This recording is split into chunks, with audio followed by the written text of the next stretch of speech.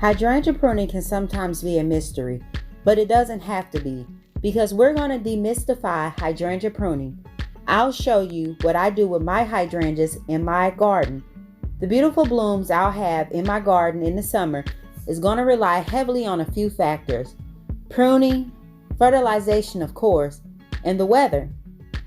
In order to understand how to prune a hydrangea, first you have to be able to answer this one question: does it grow off of old wood, new wood, or both? Once you have this question answered, everything else is a piece of cake. One major question people always seem to ask is, when do I prune my hydrangea? Fall or spring? Again, this still reverts back to the same old question: new wood, old wood, or both?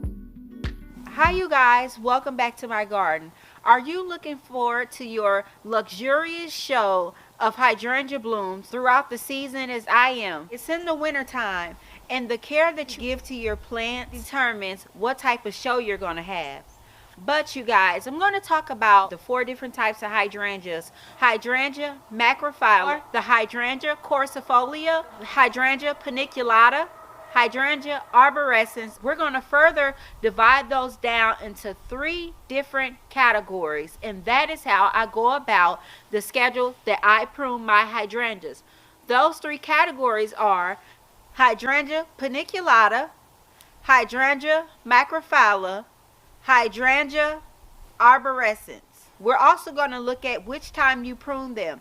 Is it best to prune in fall, or should I prune my hydrangea in the springtime? For the Hydrangea paniculatas that you see here, this is very simple. Now technically I could go in and I could trim this back in the fall, but I like to leave my blooms so I can have winter interest in my garden. So for me, I wait to trim these back in the late winter. When I trim my Hydrangea paniculatas back, once my hydrangea gets to the form that I want it to be at, what I do is, from that point, when I say, okay, this is the look that I'm comfortable with, this is what I want to go with, I love the display of blooms that I had last season, then I know when I go in and I prune them, I'm going to prune slightly below last year's cuts. Very simple. And for this type of hydrangea, the more you go in, you get ruthless, get vigorous. You just go in, pop, pop, pop. Take those hydrangea blooms back, take your stems back, then you go in and you cut off any dead, straggly growth. And I like to look at, you want to take off anything that's smaller than a pencil. Once you do that, then you know that you'll have the same show that you had the season before. So for me, I was extremely satisfied with my show that I had last season. So I'll be going in and I'll make sure that I prune slightly below last year's cut to make sure I get a luxurious show of blooms this season as I did last season. So for this hydrangea, we're going to put the pruners away. I don't prune this hydrangea until late spring, early summer. I go in and I make a cut and just take off the old dead blooms. After I do that, when I'm out doing my winter cleanup for my hydrangeas, I leave it alone. So for Hydrangea macrophylla, which also includes the lace cap hydrangea, mountain hydrangea, oak leaf hydrangea, these hydrangeas, you pretty much just leave them alone and just kind of just let them grow. You want to make sure you site them in a location where they can get to the size that they want to be at maturity.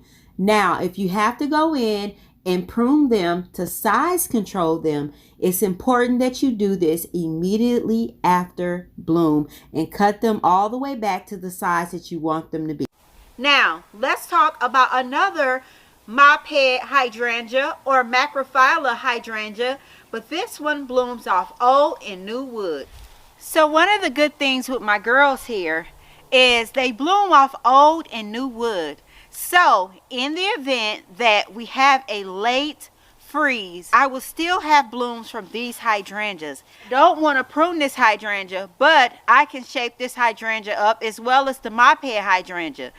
If you want to shape up a mop head hydrangea, the best time to do it is after it blooms. Some people say that you have a 2-month window, but if I wanted to decrease the size of my mop head hydrangea or these hydrangeas, I would go in and cut it all the way back after it blooms, immediately after I see the flowers are starting to turn, because those blooms are formed off of old wood. But in this case, we have blooms off of old and new wood. So for my smooth hydrangeas here, you can go about pruning these hydrangeas in 2 different ways. You can wait till late in the fall. You can go in and cut these about 6 inches back. Now for me, I cut them back. I get very ruthless. When I prune my hydrangeas. I don't necessarily go back down to 6 inches because these hydrangeas get very big, huge, white, beautiful, puffy blooms. So for me, I found that it's better to leave a little bit of last year's stem there to help support my hydrangeas. So that's how I cut these girls back.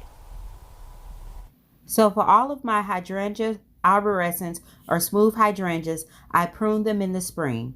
There's a different way to do everything. These are some of the tips and tricks that work for me in my garden. So go in and make sure I do a wellness check on all of my hydrangeas.